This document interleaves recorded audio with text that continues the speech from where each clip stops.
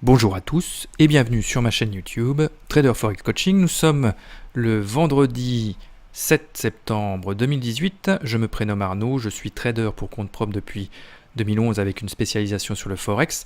Je vous présente depuis quelques jours une revue de l'euro-dollar sur la session européenne de 8h du matin à midi afin de montrer à des traders débutants ou un peu plus confirmés une méthode simple pour permettre l'accès à un profil de trader gagnant sur le Forex. L'objectif durant cette période est de trouver un pattern gagnant ou d'éviter des configurations qui offrent de nombreux pièges qu'il faut savoir reconnaître et éviter. N'hésitez donc pas à liker cette vidéo si cela vous a plu et à vous abonner à ma chaîne pour être informé des dernières parutions. Vous disposez également de mon adresse email si vous désirez en savoir plus sur les sessions de coaching individuelles que j'offre en parallèle. Alors nous commençons cette journée de vendredi, journée première semaine du mois, donc journée classique avec la fameuse news, le NFP. Alors pour moi c'est toujours pareil, ce genre de news est très importante pour le reste du mois parce qu'elle détermine certains indicateurs américains importants pour la suite des événements. Alors c'est parfois un événement qui n'a pas lieu, mais bon, voilà, ça peut être, ça rend le marché souvent très nerveux, donc il faut être prudent ces journées-là, voire même pour les débutants, je préfère leur dire d'éviter ces journées-là et d'aller faire autre chose, quoi. Donc là, nous avons un rapide retour sur la journée d'hier, qui a été une journée comme un jeudi habituellement. C'est des journées pas très intéressantes, surtout quand vous avez le NFP le lendemain. Donc ça n'a pas été facile à trader. Le matin était inintéressant, avec des retours en permanence sur les stops. Il y a eu juste à 13h une petite envolée intéressante à trader en day trading, donc avec une petite tendance, mais qui n'a pas été jusqu'à son objectif. Donc en définitive, eh bien, on se retrouve avec, toujours un petit trade quand même qui rapportait à peu près 2%. Donc c'était pas inintéressant non plus, vous faisiez votre journée et c'était terminé. Donc là, on recommence la journée d'aujourd'hui avec les petits outils, mes petites lignes habituelles pour pouvoir construire mes patterns. On a eu une nuit totalement inintéressante avec un range, mais alors vraiment un range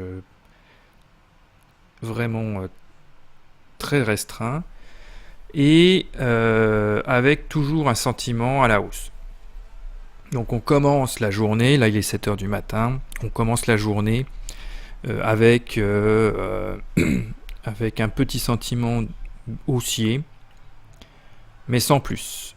Sachant que malheureusement, on est tout de même sous le pivot jour. Alors là, on va le redessiner le pivot parce que je ne l'ai pas vraiment. Là, je mets ma zone asiatique.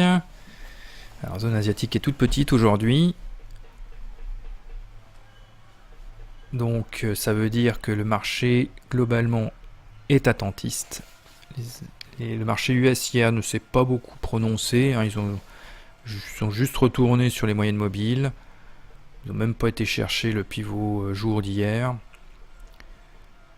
Ah si, ils l'ont touché mais rapidement. Voilà, ils ont vraiment touché un tout petit peu le pivot jour d'hier et sont remontés rapidement dessus pour revenir dans une situation plus ou moins neutre en fait.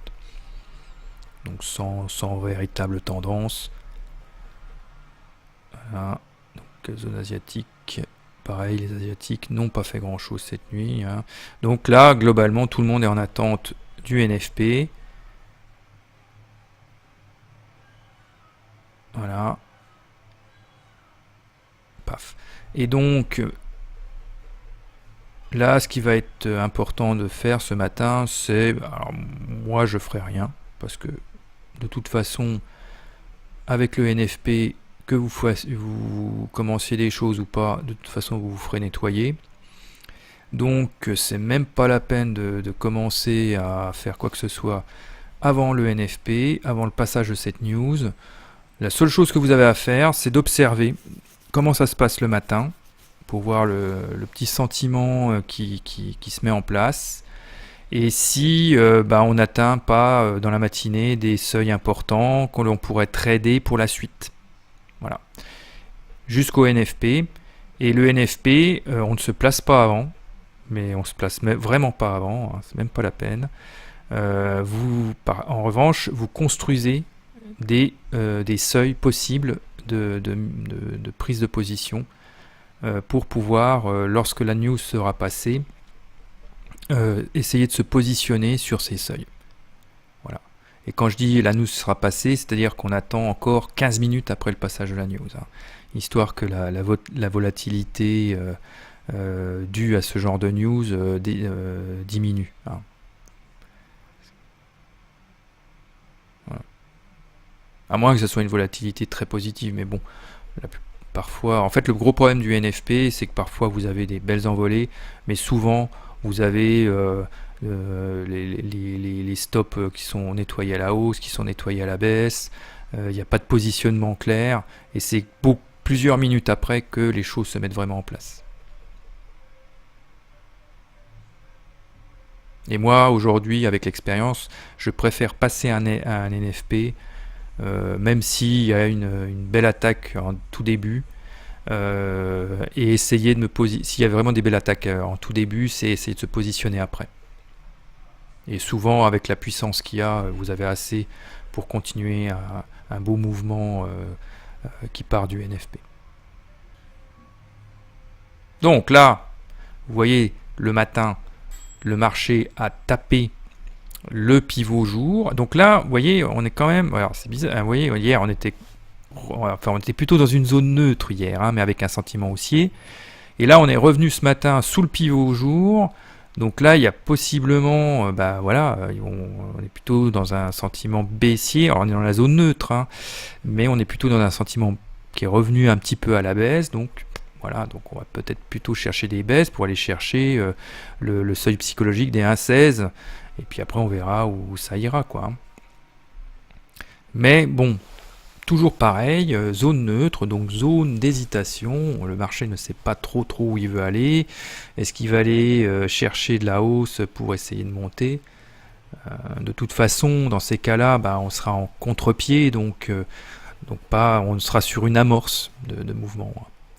Donc là, les news qui auront lieu dans la journée. Donc il y a un peu de news en Europe, mais pas grand-chose. Il y a le PIB trimestriel européen, mais bon, il est attendu conforme aux attentes, donc c'est possible qu'il n'y ait pas grand mouvement là-dessus. Et le fameux NFP à 14h30 et le taux de chômage en même temps. Donc ces deux news seront sont beaucoup scrutés par les acteurs du marché.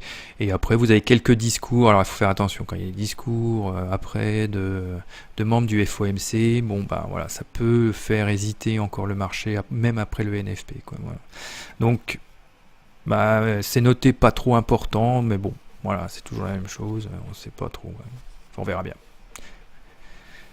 Donc pour moi, c'est plutôt un trading, chercher un trade en session US, hein, pas du tout en matinée. Mais il faut quand même regarder la matinée pour comprendre ce qui pourrait peut-être se passer après.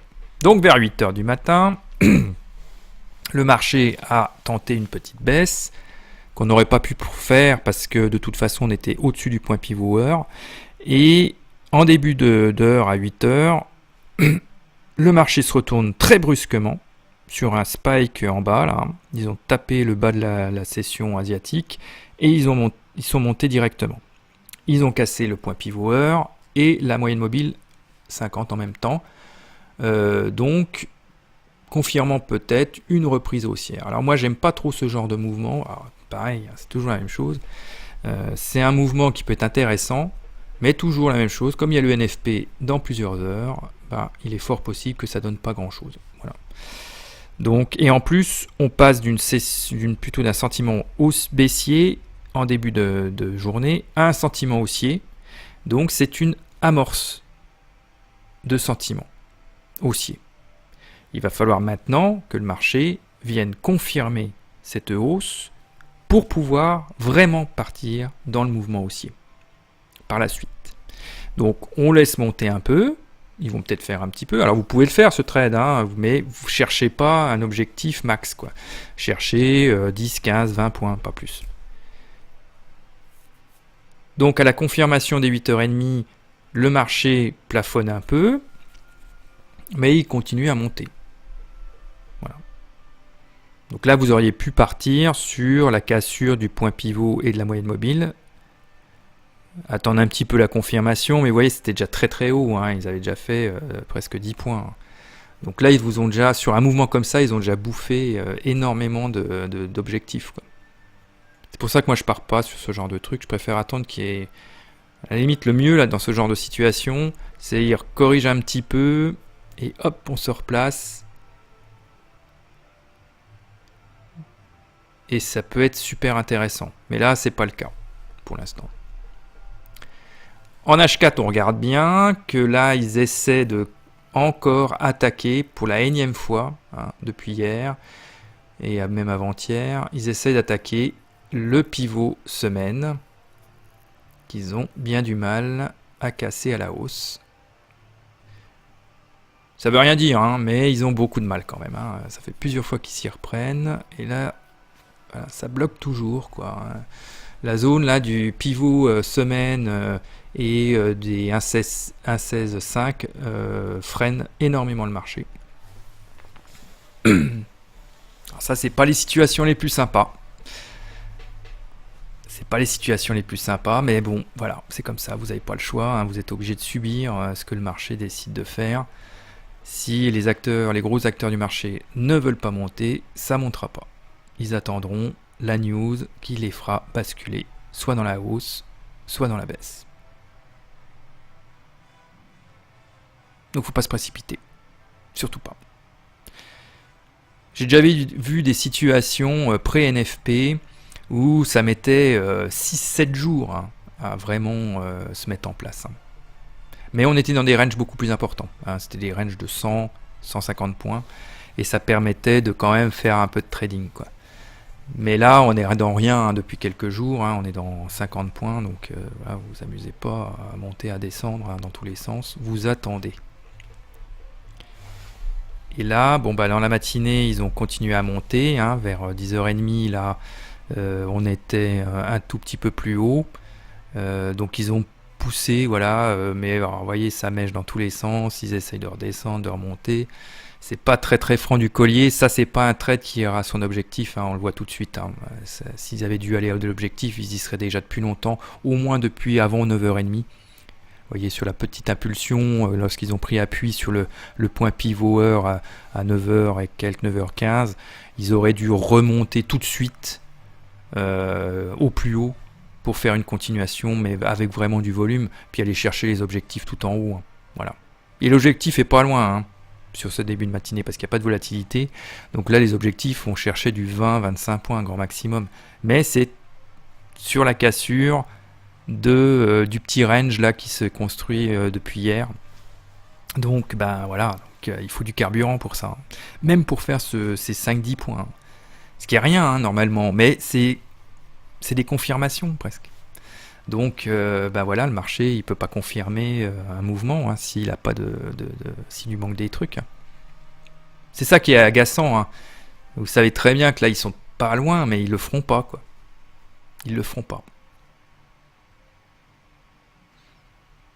Préféreront, dans ce genre de situation, prendre des bénéfices en attendant la suite. Puis si ça se trouve, le marché a décidé de se retourner. Il y a plein de scénarios possibles hein, dans ce genre de situation. Mais on ne peut pas les anticiper, il faut les regarder. Y être au moment où il faut, être là. Voilà. Donc là, on commence les 11h, on est sur le point pivot, vous voyez là ça a commencé à hésiter un petit peu, là ils sont descendus au-dessus d'un point pivot à la fin vers 11h, un peu à 10h, entre 10h45 et 11h, ils ont voilà, ils ont attaqué un peu à la baisse, là donc j'ai un peu, là il fallait prendre un petit peu de bénéfice si vous aviez fait un départ vers 8h et quelques. Prendre quelques bénéfices, là on va voir s'ils vont tenter de monter et puis aller enfin à l'objectif, parce que là ils peuvent y aller. Hein. Est-ce qu'ils vont essayer voilà, ils font une petite pause, mais bon, ils peuvent très bien attaquer d'un coup. Là, j'attendais la news de 11 heures. Là, il y avait une news de 11 heures en Europe. Bon, visiblement, ça les stimule pas. Donc, mais vous voyez, même ça, les acteurs européens, même sur leur propre news, ils font rien. Vraiment, là, c'est l'Europe, c'est une catastrophe, quoi. Et après, voilà, ils ont quand même essayé de monter, sans grande vigueur. Ouais, vraiment, ils sont pendus aux Américains, c'est une horreur, quoi. Et voilà. Et donc là, ils redescendent. Ils ont redescendu avant midi. Ils sont redescendus, paf, paf, paf. Et là, on prend plusieurs points, on prend les bénéfices. Donc ça, c'est un trade. En gros, si vous aviez commencé vers 8 heures sur la forte impulsion haussière, là, c'est un trade qui vous aurait apporté à peu près 1%. Mais pas plus. Mais c'est déjà ça, hein. Mais bon, moi, ça m'intéresse pas d'attaquer 1%. Donc voilà. Donc je préfère attendre. De toute façon, je vous dis, moi, j'attendais vraiment une attaque du pivot au jour pour pouvoir essayer de voir s'il ne voulait pas rebondir sur ce pivot pour repartir à la hausse. Ouais. C'était ça mon objectif. Voilà. Et donc à midi, ben voilà, il n'y a pas grand chose. Ils ont cassé l'impulsion de hausse de la matinée. Ils la mettent en attente et puis là on va voir s'ils vont attaquer le pivot au jour ou pas dans les prochaines heures. Donc ça on le saura pas, hein. Dans ma vidéo là, on le verra ça lundi. Mais bon voilà, pour cette journée là, on n'a pas grand chose en matinée encore. Et encore depuis plusieurs jours, les sessions européennes sont vraiment inintéressantes. Donc nous arrivons à la fin de cette vidéo. Si vous avez aimé, n'hésitez pas à liker sous la vidéo. Vous pouvez vous abonner à ma chaîne si vous voulez être averti des dernières vidéos disponibles. Je suis en attente de remarques et n'hésitez pas à écrire ce que vous avez apprécié ou non dans ce type de vidéo. J'anime également des sessions de coaching individuelles et vous pouvez me contacter sur mon email si vous désirez en savoir plus. Je vous dis à bientôt, bon week-end et à la semaine prochaine.